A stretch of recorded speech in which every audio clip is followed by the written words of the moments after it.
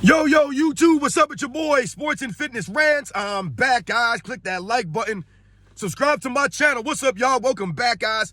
Welcome back. Got another great video for you guys today. As usual, you guys know the deal on this channel. It's all about putting some respect on Michael Jordan, putting some respect on his era, stopping the lies, stopping the narrative, setting the record straight. That's what's always been about in this channel, the facts, man. Setting the record straight, guys.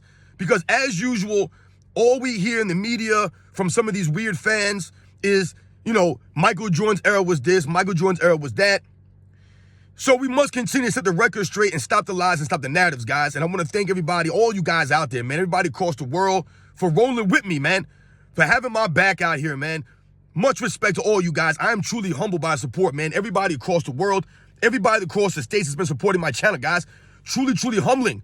The things that you guys say in your comments, man. Like I said, it means a lot, man. So much respect and shout out to all you guys across the world, everybody across the states, man. Thank you for the support, guys. It means a lot, man. We must continue to stand up. And in this video, we're going to speak about Michael Jordan and the Chicago Bulls and how they relied on their defense to win championships.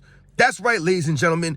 Oftentimes, people focus on Michael Jordan's offensive, skills, his repertoire on the offensive end, and rightfully so.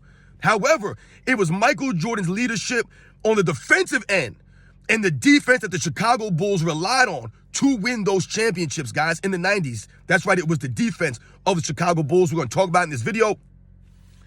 And you guys know what to do, man. Turn the volume all the way up. Hit that play button. Remember, these videos are for educational purposes. And let's roll. So yes, guys, man, like I said, we're going to talk about Michael Jordan and the Chicago Bulls' defensive abilities and how they relied on their defense to win championships, guys. Now, oftentimes you'll hear people, go back and forth and they'll debate whether it's defense that wins championships or it's offense, right? Recently, we heard Kevin Durant and J.J. Redick back up Kevin Durant's stance that it was offense that's more important to win championships, not defense. And I don't agree with that. And most people understand the reality, the facts, that in past eras, it was the defense intensity, your defensive ability, right? The consistency of your defense, which would lead you to be successful in the postseason. And why is that? Well, quite simply, if we think about the NBA, we think about playing defense and we think about the postseason, guys, right? Oftentimes in playoff basketball, what happens? The intensity rises up, right? All of a sudden, there's less room for error. All of a sudden now, coaches can game plan for a certain team, right? You're playing a team for a best of 7. So you can game plan against certain players, certain teams in a playoff series. You're playing the same team over and over again for a certain amount of games. So when we think about it that way, that obviously will highlight the fact that you need to be more consistent on the defensive end, because once again, this is where you're going to hang your hat. The defense. Shots will fall. Sometimes they won't, right? You guys have seen it. You've seen the games. Sometimes a team just can't make any shots. They just can't. It doesn't matter how good the looks are, right? How good that looks like they're shooting in rhythm, all these things. Sometimes the shots are just not going for you, for either a player, maybe the entire team is off. This has happened in NBA's history. And when we think about Michael Jordan and Chicago Bulls, what have I told you on this channel, guys? I've told you many, many times that if Michael Jordan was, quote unquote, struggling from the field, maybe not hitting the jump shot, so to speak, right? He's off, maybe. What could he do?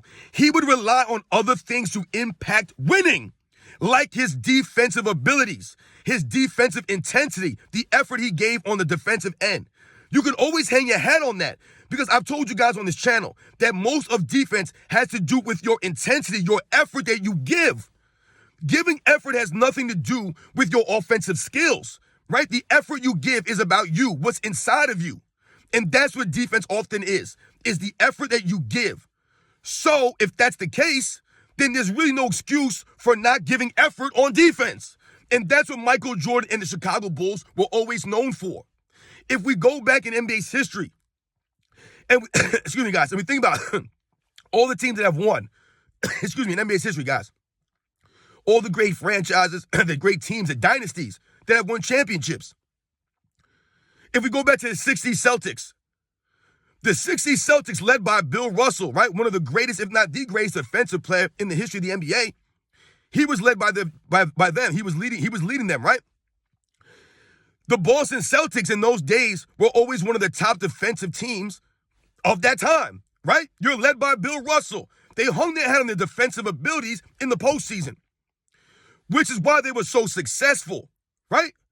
They played defense. They gave the effort. Bill Russell led the leadership of the defensive, right, prowess of this team. They were always one of the top defensive rated teams in the league. However, though, on the offensive end, they were not always in the top. As a matter of fact, there were several years where the Boston Celtics were number 9 on offense. And remember, there were only 9 teams in the league, and they were rated number 9 out of 9 teams on the offensive end. But they could always hang their hat on the defensive end. They were always one of the top 2 or 3 defensive teams in the NBA, if not the best defensive team. So that obviously shows and highlights that your defensive ability is something that you can lean on in a postseason run, right? Like I said, sometimes you're not going to score the shots. The shots are not going to go in. You have to be able to stop teams from scoring. That's how you win in games, right?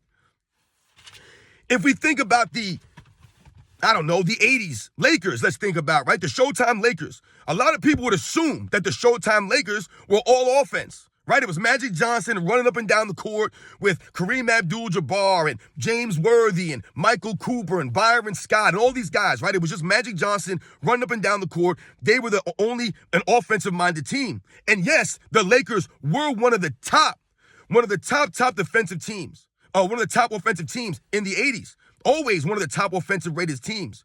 However, the Lakers were also one of the top defensive teams of the 80s. They were always, I believe, in the top 7 in defense. Let's not forget you had defensive stoppers like Kareem Abdul-Jabbar there. Michael Cooper was known for his defense. A guy like a Byron Scott, an A.C. Green, a James Worthy. These guys gave effort on the defensive end, right? So it wasn't just the Lakers running up and down the court scoring and not stopping players. You have to get stops. Right? Michael Cooper was one of the elite wing defensive players of that era. You had Kareem Abdul-Jabbar, one of the elite centers on defensive end of that era. James Worthy, Byron Scott, A.C. Green. These guys gave effort and hustle on the defensive end. It wasn't just the Lakers running up and down scoring points, guys. We think about the Boston Celtics of the 80s. Same thing. Now, were they as flashy and as, high octane on the offensive end as a Showtime Lakers? The Boston Celtics, no, they were not. However, a lot of people still do not realize or know that the Celtics were one of the top defensive teams in the 80s. They were. From the early to the mid 80s to about 86, 87, the Celtics were one of the top defensive teams. In 86, I believe they were the number 1 defensive team in the league. So not only were they an offensive team with guys like Kevin McHale and Larry Bird and Robert Parrish, they were also a stout defensive team due to guys like Kevin McHale, Larry Bird, Robert Parrish, Dennis Johnson, Danny Ainge, the guys who gave effort and hustled on the defensive end. It wasn't just all offense or just all defense, but they gave effort on the defensive end. A lot of people don't realize it. And this is why I tell you it was impressive what Michael Jordan did against the 86 Celtics in that first round, scoring 63 points against them. They were the number 1 defensive rated team in the league that year. Excellent on the defensive end. They weren't just out there shooting shots and scoring points. They locked you up defensively. So, as you guys can see, right, the dynasties from back in the day, these guys did not just rely on offensive ability and just scoring the basketball. The great dynasties have always relied on the defensive end. And when we think about the Chicago Bulls, guys, it's no different, man. The first three-peat or the second three-peat, the Bulls were always a top defensive team in the league, guys. That first three-peat, I believe they were a top 7 defensive team at minimum every single season. And yes, they were one of the better offensive rated teams every single season because you had a Michael Jordan there, the triangle offense, the efficiency of Michael Jordan, right? Leading his team, the team feeding off of Michael Jordan on the offensive end. However, Michael Jordan has been known for his defensive ability, his intensity, the effort on the defensive end. And all the other guys followed suit. Scottie Pippen gave the effort, the intensity on the defensive end, right? He learned that from Michael Jordan in practice. Guys like Horace Grant, known for his intensity, his effort on the defensive end. A B.J. Armstrong, known for being a defensive-minded player at that point guard position. Guys like Craig Hodges, Cliff Livingston. These guys were known for their defensive abilities, their hustle on defense, the effort they gave, right? It's the effort, guys. The Bulls would run full-court presses on teams. They would half-court trap teams with Scottie Pippen, Horace Grant, Michael Jordan leading the charge. They would call it releasing the Dobermans. This is what they called in the early 90s, guys. They would release the Dobermans on you. They would sick Michael Jordan, Scottie Pippen, Horace Grant, these guys who had athletic bodies. Michael Jordan, Scottie Pippen with the long arms, the intensity, the effort that they give, the defensive skills and the ability of them, right? That made the Bulls very stout in the postseason. Because like I've told you guys, in the postseason, you rely on your defensive abilities. That's what you hang your hat on. And the Chicago Bulls were always known for defense in the postseason. Defense, guys, they were. The Bulls were always one of the top-rated defensive teams in that first three-peat, guys. And in the postseason, it was no different. They were holding teams to 90 points a game, right? 93 points a game in the postseason, guys. This is what the Bulls were doing. And on offense, they would execute, right? On offense, the triangle, they would run it. Michael Jordan mastered it. And this is why the Bulls were tough to beat. They weren't just out there scoring points. Michael Jordan was just out there chucking up shots, trying to score 40, 50 points every game and hope they would outscore the other team. No, these games were in the 90s. Sometimes these games were in the 80s. You're talking about games 89 to 83, 87 to 84. These are the games. These are the scores, the finals in a lot of these games in these playoff series against teams like the Cleveland Cavaliers and the New York Knicks. This is what the Michael Jordan and the Bulls were known for, guys. We think about the second three-peat. It's the same scenario. The Bulls were actually better on defense in the second three-peat with guys like Ron Harper, Scottie Pippen, Michael Jordan, Dennis Rodman. You're talking about 4 of the 5 starters on your team are defensive-minded players, right?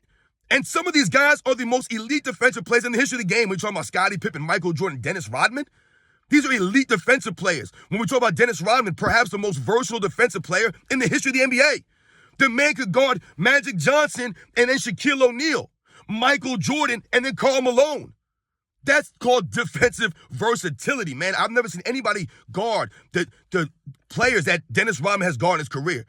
Like I said, you're talking about the most skilled players, the most dominant players like a Shaq, a Karl Malone, a Michael Jordan, a Larry Bird, a Magic Johnson. These are the players he's guarding. So when we think about these things, the Bulls always hung their hat on the defensive end. This was not Michael Jordan, the Bulls, out there just trying to score. Michael Jordan being a ball hog and a shot chucker. No. Michael Jordan, the Chicago Bulls, ran the triangle offense. Michael Jordan scored in the rhythm of the triangle offense more times than not. Were there times he deviated? Absolutely. He's Michael Jordan. But for the most part, this is why the Bulls were successful. They stayed within the offense. Michael Jordan leading them, feeding off of the players feeding off of Michael Jordan on the offensive end. But on the defensive end, the Bulls always gave effort. They always relied on their defense ability, the intensity to stop players from scoring, shutting teams down. This is what the Bulls were known for, right? So when we talk about, offense versus defense, what's more important? I'm always going to lean towards the defense because like I've told you guys, there are going to be times in games where teams are not hitting the shots. You're not making the shots. We think about the 1996 NBA Finals and people would try to, say and point that out as Michael Jordan choked. I've heard people say this, even though he won 4 games to 2, Michael Jordan choked in the 96 Finals because he didn't average 30-some points on 50-some% shooting. This is the standard that Michael Jordan's held to. But what did I tell you guys about that series?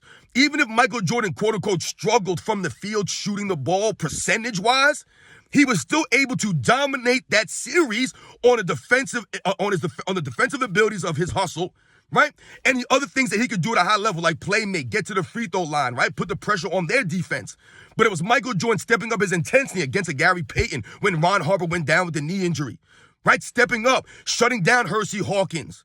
And guys like this, playing great help defense on guys like Detlef Schrempf and Shawn Kemp. This is what I told you, the Bulls could always fall back on their defense. And that's why they were able to win 6 championships in 8 seasons and never lose one of them. Yes, a large part of that goes to Michael Jordan's greatness, raising up, right? Stepping up in the big moments, right? Never having a bad finals. Always being there for his team. But another part of that goes to the Chicago Bulls relying and being able to hang their hat on their defensive abilities, the defensive intensity, the effort they gave consistently on the defensive end. This is what the Bulls were known for. It wasn't all just flash and pizzazz with the Bulls. There was substance there. There was grit. There was heart. That goes to Michael Jordan's leadership. These are the intangibles I'm telling you guys about that he left for his teammates, that they learned and picked up from him.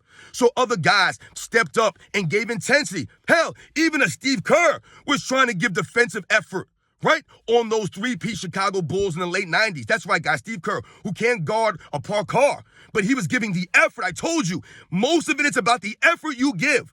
And Steve Kerr gave the effort.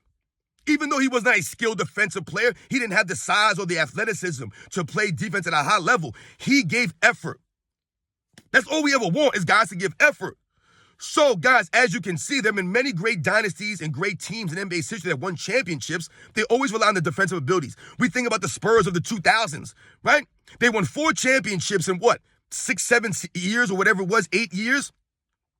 And what do we remember about the Spurs? We remember Tim Duncan being the defensive anchor on the Spurs all those years. The Spurs being one of the top defensive teams all those years, holding teams into the 80s all those years. They hung their head on their defensive ability, the intensity, the effort, the consistency of Tim Duncan and the defense of the Spurs for all those years.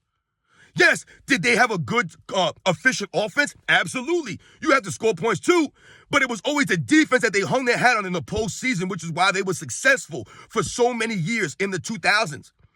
We think about the Detroit Pistons of the late 80s, right? They literally hung their hat on the defense. That's what it was for them. They won 2 championships because of their tough, gritty, and hard-nosed defensive abilities. Yeah, they were a little bit dirty. We know that. But the intensity, the effort was there in the postseason. They hung their hat on that. No, they didn't have any players on that team that could drop 40, 50 points at any given moment. Yeah, Isaiah Thomas has the ability to score some points, but he wasn't like a Michael Jordan. And the Pistons didn't have guys that would come out there and drop 30, 40 a night. They had guys that would come out there and give you 15, 20, maybe 25 points a game. Maybe Vinny the Microwave Johnson get off the bench. Maybe a Mark Aguirre would get hot, right? But for the most part, they hung their hat on their defensive abilities, right? That's what they were known for.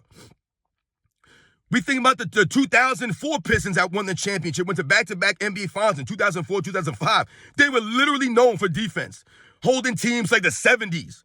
Scoring-wise, Ben Wallace, Rasheed Wallace, Chauncey Billups, Rip Hamilton, Tayshaun Prince, right? These guys were known for giving the effort on the defensive end. The entire team, they were one unit. Effort, hustle, grit, the defense. Hell, even the Golden State Warriors dynasty of more recent memory, a lot of people don't realize the Warriors, even though they think about the Warriors, they think about Steph Curry, they think about Kevin Durant, right, when they went on those championship runs. They think about Klay Thompson. They think about all the scoring, three-point shooting. However, we must remember the Golden State Warriors were one of the top defensive teams when they went on those runs. That's right, ladies and gentlemen. They were always a top 5, top 10 defensive team when they won. The only year I believe they weren't top 10 in defense, I believe, was the 2018 season. And we all know that the Warriors probably shouldn't have even been to the finals or won that finals that year, right? We all remember James Harden choked it up in the Western Conference Finals that season. Chris Paul went down with the injury, and the Warriors won. They came back and won 4-3, right? But, like I said, the Warriors were still a solid defensive team.